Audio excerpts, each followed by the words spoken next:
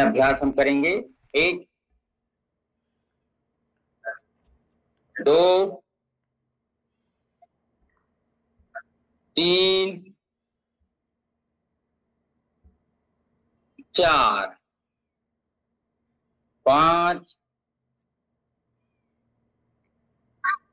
6 7 8 9 10 11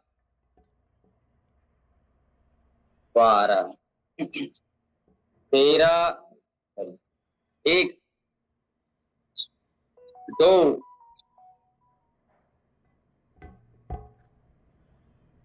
3 4 1 2 3 4 5 6 7 8 9 10 11 12 13 14 15 16 ठीक। अब आगे झुकना लो। एक दोनों हाथ कमर आगे झुकेंगे। 3 4 5 6 7 8 9 10 11 12 13 14 15 16। अब पीछे झुकने वाला अभ्यास करेंगे। 1 2 3 4 5 6 7 8 9 10 11 12 13 14 15 16। ऐसे इस प्रकार से ऐसे प्रयोग करके रिलैक्स। अब दोनों हाथों को घुमा लीजिए। 1 2 3 4 5 6 7 8 9 10 11 12 13 14 15 16 17 18 19 20। 1 2 3 4 5 6 7 8 9 10 11 12 13 14 15 16 17 18 19 20। अब आगे पीछे ताली। 1 2 3 4 5 6 7 8 9 10 11 12 13 14 15 16 17 18 19 20।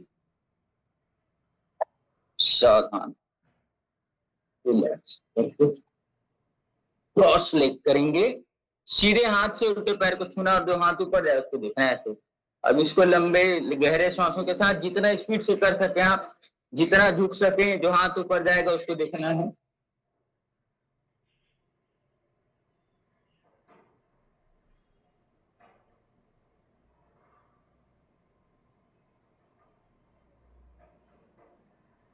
ऐसे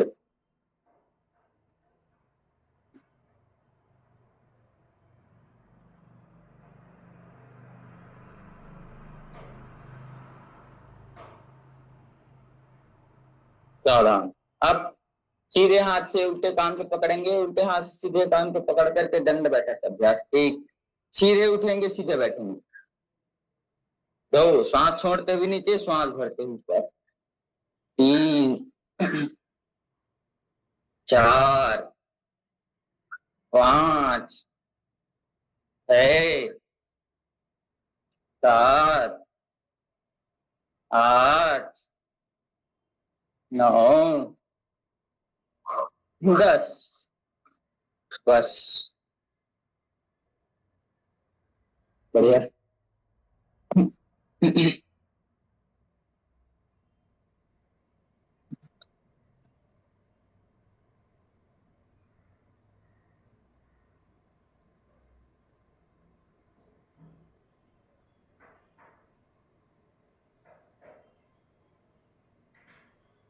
फिर इसे अब लेट करके कुछ अभ्यास को हम देख लेते हैं।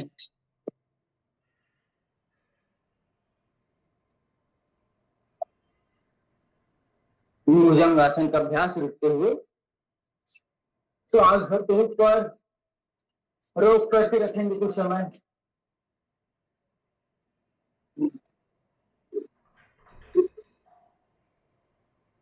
श्वास छोड़ करेंगे, श्वास भरते हुए ऊपर रोकेंगे। ऊपर जितना काम सके गर्दन जितना पीछे खींच सके, पेट में खिंचाव महसूस होना चाहिए, पीठ पे खिंचाव महसूस होना चाहिए, गर्दन पे खिंचाव महसूस होना चाहिए। श्वास छोड़ते हुए पुनः नीचे, फिर पुनः ऊपर। गर्दन ठीक से रखें, इससे जो हमारा दिन भर शरीर आगे की ओर झुका रहता है, उसको बैलेंस करने में बहुत ज्यादा महत्व मिलता है। रोक करके रखें, जितना ज्यादा रोकेंगे उतना अच्छा। शरीर को समानता मतलब बैलेंसिंग होगा। सांस छोड़ते हुए नीचे, पुनः श्वास भरते हुए पर आराम से रोक करके रखेंगे। रोक करके रखिएगा, गर्दन पीछे की ओर उठा करके रखिएगा। श्वास छोड़ते हुए नीचे।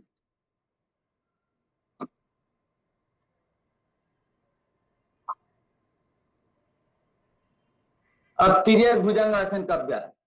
सीधे हाथ की तरफ से उठना, उल्टे पैर की एड़ी को देखने का अभ्यास है। भुजंग आसन का यह तिर्यक भुजंग। सांस छोड़ते पुनः नीचे, श्वास भरते हुए उठेंगे, दूसरी तरफ से एड़ी को देखते हुए।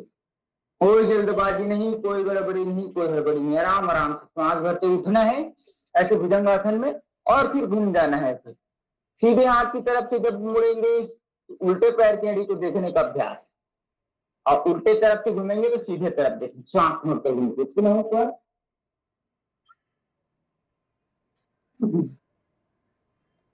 आनंद के साथ, मस्ती के साथ और उत्साह के साथ योगाभ्यास को करेंगे। सांस छोड़ते हुए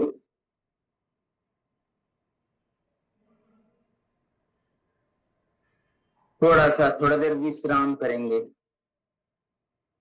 आराम करेंगे। हाथों को, दोनों हाथों को मोड़ करके ऐसे लेट जाते हैं पेट के बल।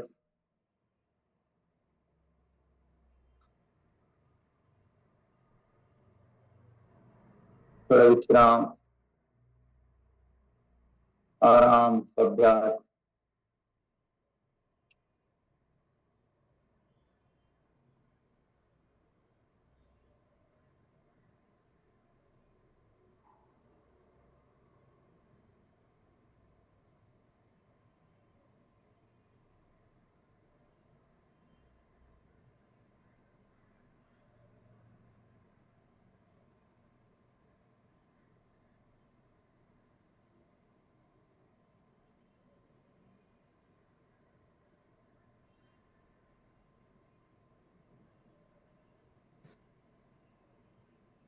लेटे रहें कुछ समय विश्रांति पूर्वक।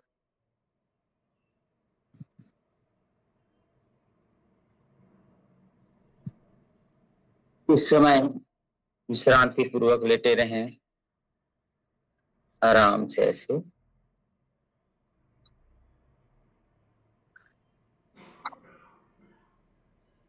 सावधान होकर के अब सीधे बैठने का अभ्यास जो है हम कर लेते हैं। जो आएगा तो पाएगा, ऐसा बात है। ऐसे सावधान रिलैक्स होकर के बैठते हैं।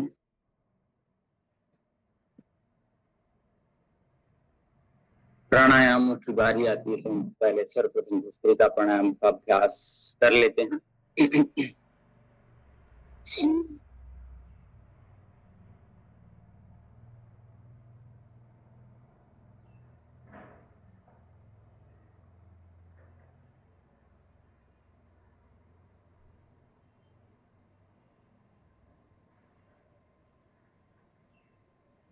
भस्त्रिका प्राणायाम का अभ्यास। श्वास लिया, फेफड़े पे भरा, सीधे से श्वास छोड़ दिए। श्वास लिया, फेफड़े पे भरा, सीधे से श्वास छोड़ दिए। प्रकार से अभ्यास हम करेंगे।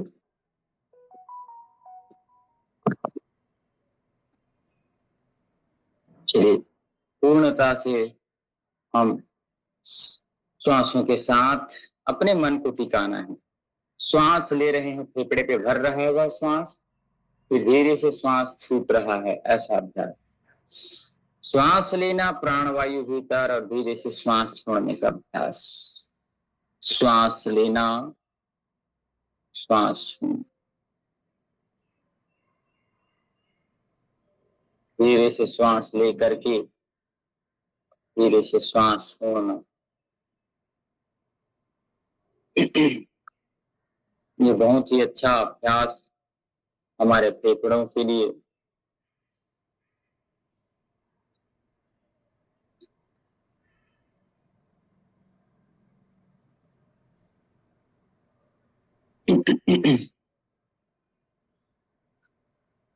आराम आराम से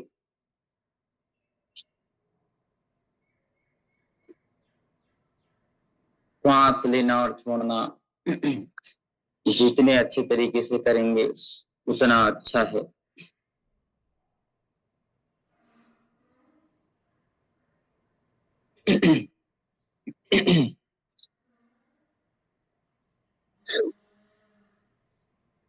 श्वास लिए, फेफड़े पे भरे ऑक्सीजनेटेड हवा को लाएं और धीरे से कार्बोनेटेड हवा को छोड़ें। धीरे से श्वसन लाना है, धीरे से श्वसन छोड़ना। श्वास नासिका पे भरना है और फेफड़े पे ले जाते हुए फेफड़े को पुष्ट करते हुए नाक से श्वास छोड़ देना है। फिर पुनः उसी अभ्यास को करना है, नाक से श्वास।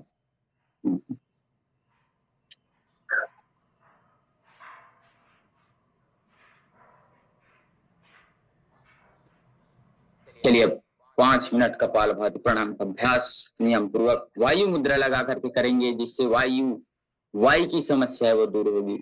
कमर गर्दन घुटने में दर्द होगा वो ठीक होगा, शरीर पे कहीं पे भी वायु है वो ठीक होगी। पेट को अंदर ले जाने का अभ्यास, आंखें बंद करके निरंतरता पूर्वक 5 मिनट कपालभाति प्राणायाम का अभ्यास करने से शरीर के कैंसर कारक रोग है वह दूर होते हैं। शरीर पे चेहरे पे चमक आती है, पेट पाचन तंत्र ठीक होता है, गैस डायबिटीज एसिडिटी की समस्या ठीक होती है। धीरे धीरे निरंतरता से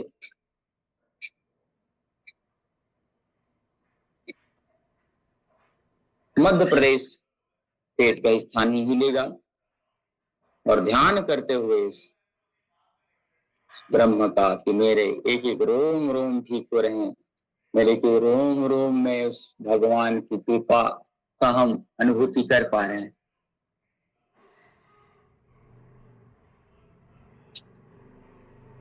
आराम से कपालभाति प्राणायाम निरंतरता पूर्वक करें, क्योंकि विश्व की सभी संस्कृतियों में भारत की संस्कृति ना सिर्फ प्राचीन है बल्कि सर्वश्रेष्ठ और अद्वितीय भी है। हमारा जो संस्कृति है वह सबसे पुरानी है, इससे पुरानी संस्कृति कोई नहीं है, ना इससे अद्वितीय नहीं है।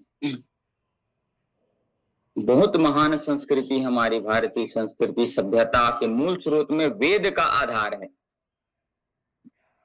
जो कि मानव जाति के पुस्तकालय में सबसे प्राचीन ग्रंथ है। वेद जो है 4 प्रकार के वेद हैं, ऋग्वेद, यजुर्वेद, अथर्ववेद और सामवेद कपालभाति प्राणायाम निरंतरता से करते रहें। 4 वेद, 6 शास्त्र और 18 पुराण की हमारी पावनी परंपरा है। संसार का सबसे प्राचीन चिकित्सा एवं स्वस्थ रहने संबंधी जो शास्त्र है वह आयुर्वेद है।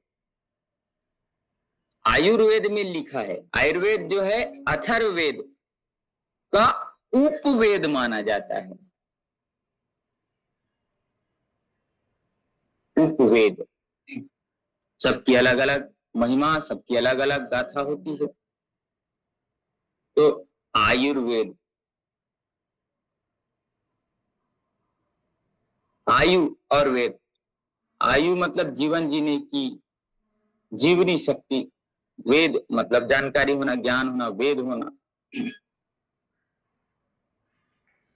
तो आयुर्वेद के जीवन पद्धति को अपनाने, एक होता है उसका चिकित्सा स्थान जिसमें जड़ी बूटियों से और वटी, टेबलेट आदि से, चूर्ण आदि से चिकित्सा की जाती, वमन विरेचन के माध्यम से चिकित्सा की जाती। एक होती है कि स्वस्थ जीवन कैसे रखें, आत्मा क्या है, मन क्या है, मन को शुद्ध कैसे करना है, आत्मा को शुद्ध कैसे करना है, ये होता है कपालभाति प्राणायाम। निरंतरता से आप करते रहें और विषयों को सुनते रहें। आयुर्वेद अनादि से है, अनंत से है, धीरे धीरे धीरे धीरे ऐसे शाश्वत शास्त्र आयुर्वेद का ब्रह्मा से प्रजापति ने अध्ययन किया था।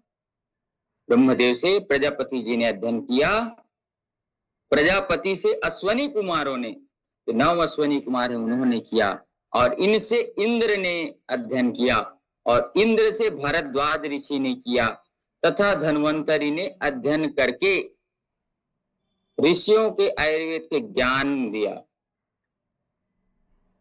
तो इस प्रकार से ब्रह्मा जी ने प्रजापति, प्रजापति ने अश्वनी कुमारों को, अश्वनी कुमारों ने इंद्र को, और इंद्र से भरद्वाज ऋषि और धन्वंतरि को, फिर धन्वंतरि ने ऋषियों को आयुर्वेद का ज्ञान दिया। 84,000 जो ऋषि हैं उनको आयुर्वेद का ज्ञान दिया, जिसमें पुनर्वसु ऋषि, आत्रेय ऋषि, अग्निवेश ऋषि, भेल, चतुर्कर्ण, पराशर ऋषि, हारित ऋषि, क्षारपाणी ऋषि, सुश्रुत ऋषि, वाग्भट आदि के नाम उल्लेखनीय हैं। उल्लेखनीय मतलब प्रमुख नामों में। तो ऐसे आयुर्वेद की जो प्रादुर्भाव हुआ वह आप और हम सुन रहे हैं। चलिए अब बारी आती कपालभाति के बाद अनुलोम विलोम 5 मिनट का अभ्यास करिए, तो ध्यान के साथ, लगन के साथ, पुरुषार्थ के साथ।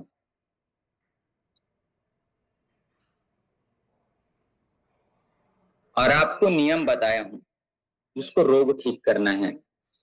तो श्वास ले रहे हैं तो ये समझना है कि ब्रह्मांड की सारी ऊर्जा मेरे भीतर, मेरे शरीर पे समाहित हो रही है, और श्वास छोड़ेंगे तो मेरी बीमारी जो है वह बाहर हो रही है। यही सोच करके करना है, आपको कुछ भी नहीं सोचना है। अनुलोम विलोम के समय शुद्ध ऑक्सीजन मेरे भीतर आ रहा है, नासिका से श्वास बाहर जा रहा है, शुद्ध ऑक्सीजन मेरे भीतर आ रहा है, जब श्वास छोड़ रहा हूं तो मेरी बीमारियां दूर हो रही हैं। यही सोच है। शुद्ध ऑक्सीजन मेरे भीतर आ रहा है, नासिका से श्वास छोड़ते समय ऐसे, शुद्ध ऑक्सीजन मेरे भीतर और मेरी बीमारियां बाहर, ऐसे भाव रख कर। भारतीय संस्कृति में मनुष्य का जीवन सर्वोपरि है, जो 4 पुरुषार्थों में बटा गया। पुरुषार्थ मतलब मेहनत करना, 4 प्रकार के, धर्म, अर्थ, काम और मोक्ष की प्राप्ति करना। धर्म पूर्वक अर्थ उपार्जन करना, उससे अपनी कामनाओं की पूर्ति करना, और अंत में मोक्ष की प्राप्ति करना। मोक्ष की प्राप्ति कौन करता है? मोक्ष मतलब पुनरपि जननम पुनरपि मरणम पुनरपि जनने जठरे शयनम कहते हैं। बार बार जन्म मृत्यु की जो फेर है, इससे बचना हम चाहते हैं, तो हमें कहाँ जाना पड़ेगा? मोक्ष की ओर। हम स्वर्ग नरक से परे की बात करते, मोक्ष में जाता है भगवान के द्वार में, फिर उसका बार बार फिर योनियों में भटकना नहीं पड़ता, कर्म के अनुसार योनि मिलते हैं। तो कर्म ऐसे करें कि किसी भी योनि में भटकने का जरूरत ही ना पड़े, हम ऐसे योनि में जाएं, मोक्ष हो जाएं, लीन हो जाएं उस ब्रह्म में जिस ब्रह्म ने सृष्टि की रचना की। अनुलोम विलोम प्राणायाम करते रहें, भावपूर्वक नासिका से श्वास लेते हुए शुद्ध ऑक्सीजन आपके भीतर और आपकी बीमारियां बाहर। ऐसे तो ऐसे मोक्ष की प्राप्ति, आत्मोन्नति, जन्म मरण के चक्र से प्रभु से मिलने की जो भाव है उस पे हम पहुंच जाते हैं। स्वर्ग नरक क्या है? कर्म के अनुसार मिलता है। जो अच्छे कर्म कर लेगा, बहुत अच्छे कर्म कर लेगा, उसको स्वर्ग मिल जाएगा। स्वर्ग क्या है? स्वर्ग ऐसा है कि एक 5 स्टार होटल है और आपके पास जितना पैसा है, जितनी संपत्ति है, उतने दिन तक तो आपको रखेगा। फिर आपके पास पैसे नहीं है तो भैया चेक आउट करो बोलेगा वो। 5 स्टार 7 स्टार होटल मान लीजिए, उच्च कोटि के एसी लगे रहेंगे, उच्च कोटि के तरह तरह के खान पान रहेंगे, उच्च कोटि के आपके पास सेवक रहेंगे। सेवक मतलब काम करने वाले, कोई मालिश करेगा आपको, तो कोई पानी पिलाने आएगा, हर समय में कोई आपकी इच्छाएं पूछने आएगा, आपको गार्डन में घुमाने ले जाएगा। ऐसे स्वर्ग है, कुछ करना नहीं पड़ेगा, चारों तरफ जो आप चाहें, इधर नृत्य करती अप्सराएं, इधर एक से फूल गार्डन बगीचे, ये स्वर्ग है। जैसे हम 7 स्टार होटल में जा करके, दुनिया के सबसे महंगे होटल में जा करके रहें और हमारे पैसा समाप्त हो जाने के बाद वो हमें निकाल देते हैं, जाओ भैया कहते हैं, वैसे ही हमारे पुण्य कर्म, अच्छे कर्म क्षीण हो जाने के बाद स्वर्ग से फिर हमें मृत्यु लोक की ओर देते हैं। जाओ भैया आप अपने कर्म के अनुसार फिर से गाय बन जाओ, बकरे बन जाओ, या फिर अच्छे और कर्म किए हो तो फिर से मनुष्य बन जाओ, या नहीं किए हो तो फिर 84 लाख योनियों में घूमो, चींटी कीट पतंगे सब बनते हुए, सर्प आदि बिच्छू आदि बनते हुए फिर मनुष्य बनो। ऐसे तो इस चक्रों से मुक्त पाना है, तो मोक्ष की प्राप्ति है। तो महर्षि वाघभट्ट जी ने मोक्ष की जो परिकल्पना बताई है, बहुत ही सुंदर, बहुत ही अच्छी, बहुत ही गुणकारी और बहुत लाभकारी बताया है कि अपने दुखों को दूर करो तथा दूसरों के दुखों को दूर करने के लिए निरंतर लगे रहो, तब मोक्ष मिलेगा आपको। क्या करना है? अपने शरीर के दुखों को दूर करो, मन के दुखों को दूर करो, आध्यात्मिक दुखों को दूर करो, दैहिक दैविक भौतिक तीनों तापों को दूर करो, धन अर्जन अच्छे से करो, अपने परिवार की सेवा अच्छे से करो, राष्ट्र की सेवा अच्छे से करो, दीन दुखी अभावग्रस्त अपने बंधु बांधवों की सेवा करो, इस प्रकार से सेवा करना है। भूखे को भोजन देना है, प्यासे को पानी देना है, किसी के पास छत नहीं है तो छत की व्यवस्था करना है, कपड़े नहीं है तो कपड़े की व्यवस्था करना, जैसे जिसकी सामर्थ्य।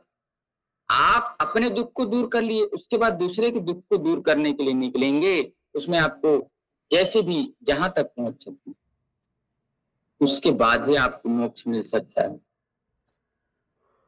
सबसे पहला है अपने दुखों को दूर करना। हमें किसी भी प्रकार का कोई रोग ना हो, कोई शोक ना हो, कोई दुख ना हो, कोई भय ना हो। हम अध्यात्म के मार्ग पे चले, उन्नति के मार्ग पे चले, आत्मोन्नति की, मैं अपने आप को कैसे अच्छे बना सकूं, कैसे जीवन के लिए और समाज के लिए उपयोगी बन सकूं। जन्म तो सबको मिलता है, कर्म भी सबके पास होता है, लेकिन कौन कैसे कर्म कर रहा है, कैसे संगत में रहता है, संगत के कारण। संग दोष बहुत बड़ा दोष है। आप किसके साथ रहते हैं, क्या करते हैं, इससे दुनिया वाले भी देखते हैं और ऊपर वाला भी देखता है और आपका कर्माशय भी देखता है।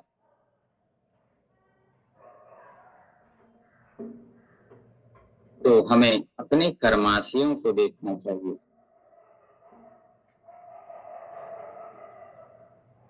भावपूर्वक प्राणायाम करना, भावपूर्वक चलिएगा। 3 बार भ्रामरी और ओंकार का उच्चारण के साथ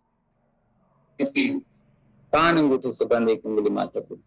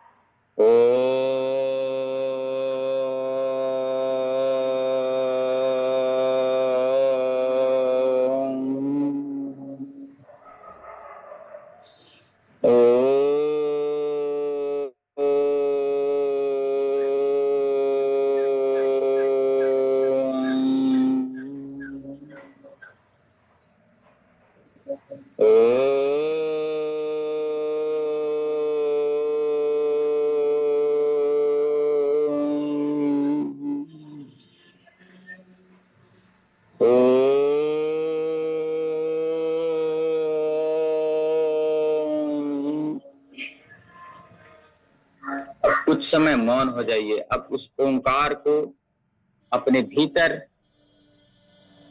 व्यवस्थित हो रहा है ऐसा अनुभव करना।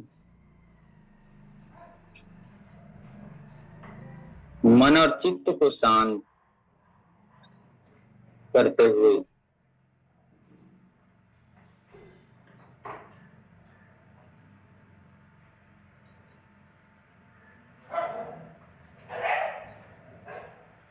प्रत्येक श्वासों पे उस ब्रह्म रूपी ओंकार का ध्यान करें।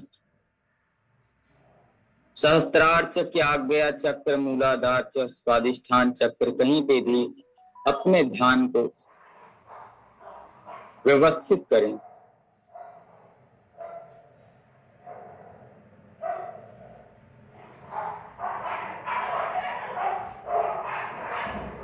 कुछ समय मौन रहने का भाव करें। मौन न सर्वार्थ साधनम करो।